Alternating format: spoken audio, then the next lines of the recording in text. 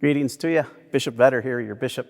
Good to be with you again. I want to just give you a little nugget that has been very helpful for me.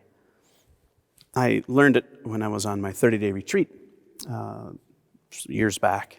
30 days of silence. It was quite something, quite an amazing experience. But I remember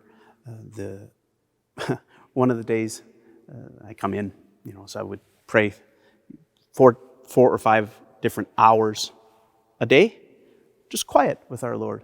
So one day, my spiritual director said, pray with the nativity, the birth of Jesus, all day, all 5 times.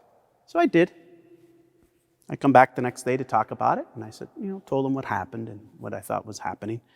And then he said, okay, do it again. So I did it the second day. Come back, tell him about it. He tells me, do it again, another day, 5 more hours. I said to him, and as I said it, I knew how ridiculous it was. I said, I think I've exhausted it. I think I've prayed about it enough. And we just start laughing, both of us. And he had me do it for 2 more days, so I did it 5 days in a row. That last day was one of the most remarkable days of prayer and relationship with Jesus, with the Nativity, that I've ever experienced, before or since. It was really remarkable that we have to be persistent. That's what I learned from that, to be persistent. Not to say, well, I prayed 10 minutes and nothing happened. Be persistent. Something's happening, because it's a relationship, right? The more time we spend with someone, that relationship is developing. It is growing. It is maturing. But it's so small, that growth, right? It's like a plant. It's big, but we didn't see it grow a foot each day. It's slow, right? To learn from nature, too. But one thing I learned on that retreat from St. Ignatius, he says, for about a length that it takes to pray an Our Father, when you start to pray, start this way. Imagine looking at God, looking at you, looking at Him. Imagine looking at God, looking at you, looking at Him. Imagine looking at Jesus, looking at you, looking at Him. It can sound so simple, but just imagine that right now.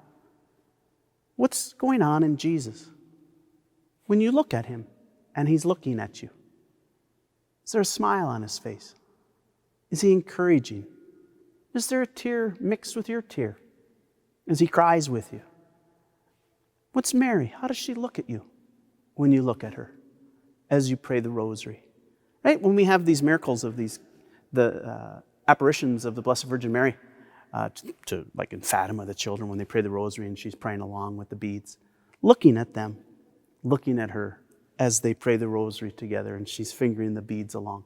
That's beautiful, those images, right? And the smile and the beauty that they talk about. Well, that's for each one of us, not just for those visionaries. That's happening every moment of every day when we just take a little time, imagining, closing our eyes, looking at God, looking at me, looking at Him. So try it. I find it very breathtaking. It's a very simple thing. Then, now when I talk to Him, I have that image. And then if there's an image that comes that's not revealed to us about Jesus in the Gospels, maybe I'm seeing Him as harsh or mad at me, then I ask Him to convert my heart, that I have the wrong image of God, right? What is my default image? How do I just imagine Him? And then asking Him, reveal yourself to me as you are, not my own issues, not projecting my stuff onto Him, but letting God be God and me be me in this wonderful relationship. So, look at God, looking at you, looking at Him. God bless you.